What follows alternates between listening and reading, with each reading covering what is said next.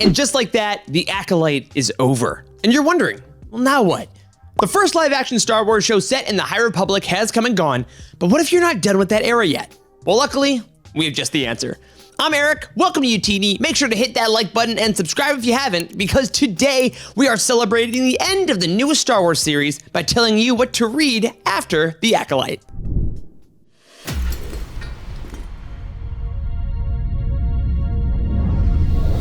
One of the best parts about being a Star Wars fan nowadays is the sheer volume of tie-in material. No matter what era you love or what movie you just watched, chances are there's a book or comic that exists somewhere that is perfect for your mood at any given moment. And nowhere is this more evident than with the High Republic. If you don't know, the High Republic is a publishing initiative that started back in 2021 and tells the story of the Jedi and the Republic 200 years before the events of The Phantom Menace. Since it launched, the High Republic has encompassed every medium you can think of, from adult novels to YA and middle grade novels, Marvel comics, comics for young readers, manga, and even audio dramas. It's been wildly successful, garnering an immensely positive and vibrant fan community over the years, and the best part is, it's all interconnected. And that's where we get lucky when it comes to the Acolyte. Usually, when a Star Wars project is released, we have to wait a while for content that's directly connected to arrive. We have to see which characters have more stories to tell, and even with the accelerated pace of Star Wars publishing, that can mean months and months of waiting for more stories. But with the Acolyte, the High Republic gives us a bit of a head start. Now, while the High Republic stories that we'll go over today do take place quite a while before the events of the show, the same feeling and setup of the High Republic era are present in all of them. So whether we're talking about a book, a comic, or something a little off the beaten path, you can be assured that all of these projects will have the same magic that is promised by every story in the golden age of the Jedi. Now, if you're a bit more adventurous and you want to jump right into the deep end, that's perfectly all right. And we've got you covered there too. After this video, be sure to go check out our full High Republic reading order, which includes every piece of content in the High Republic thus far and how you should read them for the best overall experience. But for the rest of us, I'll be going through a few different points of access, explaining why they're worth your time, and seeing how we can figure out the next step in your High Republic journey according to your specific reading style. So, without any further ado, let's jump right in with path number 1, Light of the Jedi. If you saw last week's video, you may recognize Charles Soule's Light of the Jedi as our best canon novel of all time. So I mean, that's quite the pitch already. But outside of the incredible quality of this book, this is still probably the best first step for Acolyte fans who want to start a full journey into the wonder of the High Republic. Light of the Jedi was the first piece of content ever published in the High Republic Initiative, and because of that, it shouldered the burden of setting up the framework for the entire era. Within the Acolyte series, yes, we saw glimpses at how the Jedi functioned and the overall vibe of the galaxy during this period, but Light of the Jedi really takes the time to create that full tapestry. We see the political structures, the members of the Jedi Council, the larger galaxy's attitude towards the Jedi, and most importantly, we meet the main players that will set the tone for your High Republic journey. If you like Jedi like Master Soul, then my god, are you in luck, because the Jedi of this age carry that same type of hope and constant search for the light. They don't just want to be good, they want to do good. And if you end up loving this book as much as we do, the roadmap ahead is extremely straightforward, with Kevin Scott's The Rising Storm and Claudia Gray's The Fallen Star making up the rest of this first trilogy of adult novels, and currently, my personal favorite trilogy in Star Wars publishing. But hey, maybe that's not for you. Maybe you fell in love with the visual stylings of the Acolyte and want to spend your time gazing at the vibrant colors and architecture that defines this era of Star Wars. Well, good news. I have just the path for you as well. When the High Republic first launched, one of the biggest selling points was the fact that it would spread across all types of published media, including comic books. With the High Republic #1, writer Kevin Scott and artist Ariana Andito created the first representation of the visuals for this new golden age, while also introducing some of the most interesting characters the initiative has to offer. Now, for those who may not know, comic books have been a staple of Star Wars media for decades, going all the way back to weekly comics back in the 70s, and you can see why. Within a comic book, even more so than a TV show, you're able to harness the full power of the visual medium. This series captures the majesty of sprawling vistas, the intricacy of Jedi battle movements, and the true splendor that the High Republic is able to grasp unlike any other era thus far. And beyond the sprawling action shots, Scott's run also captures some wonderful character moments with folks you don't really get anywhere else, like Keeve Trennis and her master Skier. The raw emotion present in their eyes during times of hardship is such a testament to Anandito's artistic talent, and as a final bonus, He draws a mean Avar Kriss, for those of you that end up coming here straight from Light of the Jedi. Now, if you find that the High Republic comic really helps you dig into the initiative, you have plenty of avenues to choose afterwards. There are unbelievable miniseries like Trail of Shadows and Eye of the Storm. There's the all ages appropriate yet tremendous High Republic adventures, and so much more.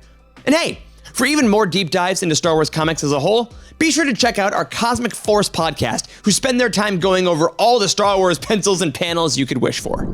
Now it's time for our first curveball of the day. Because let's say you don't necessarily want to read a full adult novel, you're not in the mood for comics, but you just want to understand the full history of the High Republic up until this point.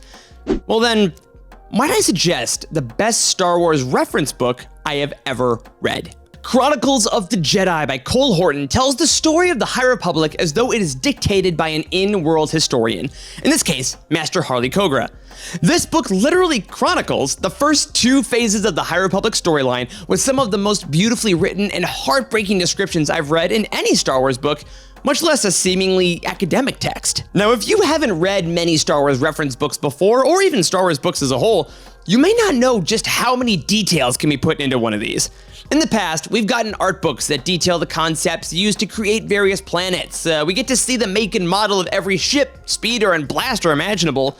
And yes, there are some that occasionally write as though they are in-universe to give you that extra sense of immersion. But Chronicles of the Jedi stands out because Horton integrates characters and plot points from every single medium that we talked about earlier, and he does so seamlessly. Like whether a character is a main protagonist in one of the mainline novels or a side character from a one-shot comic, their mark on the history of the High Republic is treated and presented with respect. And that's not even mentioning the visuals. Throughout the book, illustrator Yi-Young Lee litters gorgeous representations of every major player in this galactic period. You can practically feel the reverence he has for the characters as they're presented as magnificent figures of history to coincide with their descriptions. And while this particular style of presentation may not be perfect for everyone, it's a fantastic choice if you got finished with the Acolyte and immediately want to know your history in the most economic and impressive way possible. And if you find out that the High Republic reference books are your thing after all, you can check out Star Wars Timelines, the High Republic Character Encyclopedia, and the High Republic Lightsaber Collection coming up in September. Links, as always, are in the description down below. Now, what's one curveball without another, right? Because yes, the High Republic is fantastic, and yes, one of my favorite parts about the Acolyte is the fact that I get to see my favorite era on screen, but it's not the only reason I love the Acolyte. There's the characters, there's the filmmaking, and there's also the feeling of seeing a red lightsaber. Now here at Youtini, we talk a lot about our love for all of Star Wars, and that includes both canon and legends. For those that may not know, canon includes the films, the TV shows like The Acolyte, and everything else published since Disney took over the license back in 2012. All of the material, like books and comics published before then, are now considered legends, and the stories are still wonderful, including my next recommendation for Acolyte fans seeking just a little more of the dark side, the Darth Bane trilogy. For my money, the Bane trilogy by Drew Karpyshyn remains the pinnacle of dark side storytelling.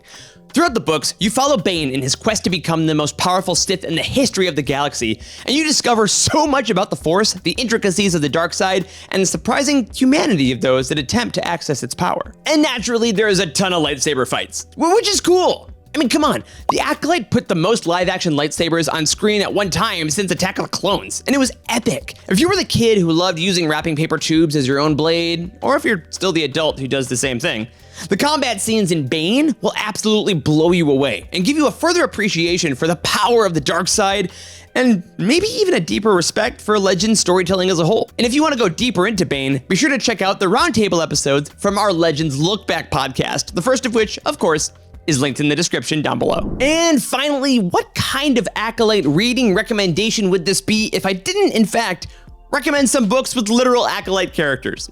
As we went over earlier, the Acolyte does take place about 100 years after the High Republic content we know and love, but there is one specific character that crosses over into both and has quite the story to tell.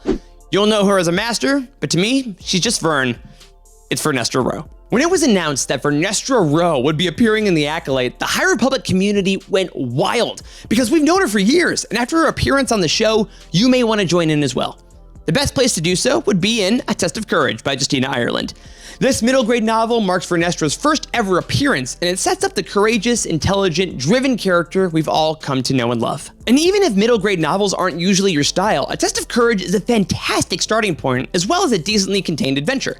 However, if that sparks your interest for even more Vernestra, you can follow her adventure through the young adult novel Out of the Shadows, and then returning to middle grade with Mission to Disaster. And speaking of direct tie-ins, we do in fact have more coming down the pipeline. The first being Kilnaka #1, the one-shot comic written by the aforementioned Kevin Scott and drawn by Marika Cresta. This comic will bridge the gap between the High Republic era we've been talking about thus far and the time of the Acolyte itself. And if you want more projects that are directly tied in like this, just keep your eyes peeled and your hopes high, because you never know what's coming down the pipeline. Hey there, future Eric here. Different shirt, different set, different day, because when we filmed this video, it happened to be before the last episode of the season, which featured kind of a major reveal. In the finale, we received our first live-action look of Immune peeking his head around a cave corner on the Stranger's Island, and that just so happens to be Darth Plagueis, so we have to recommend his titular book from James Luceno. This later Legends book details the incredible story of the Sith Lord as he attempts to cheat death through manipulation of the Force, as he simultaneously controls the galaxy through manipulation of politics, all the while raising up a particularly vicious apprentice named Sidious. Luceno's magnum opus has been a staple of Star Wars lore since it came out, and even though we can't know exactly how Plagueis' story will play out in canon, there's no question that this is the book to read for Acolyte fans. I still can't believe it's real. Alright, now back to the past. The bridge from Star Wars shows to Star Wars books is pretty wonderful. It's rarely been more direct than in the case of The Acolyte. The fact that fans of the show can instantly have access to so many stories set in that era is such a gift. And with the current run of the High Republic ending with 2025's Trials of the Jedi, the future of the initiative is actually wide open. Will we get more books closer to the Acolyte? Will we continue on with characters from the current comics? Leave a comment below and let us know what your dream content would be as an Acolyte fan, or a lover of the High Republic in general. The possibilities are endless. But until we find out what's coming next, I hope you have the time of your life enjoying what's come before. Even though the season is over and the phases are winding down, this is truly just the beginning. Until next time, may the Force be with you.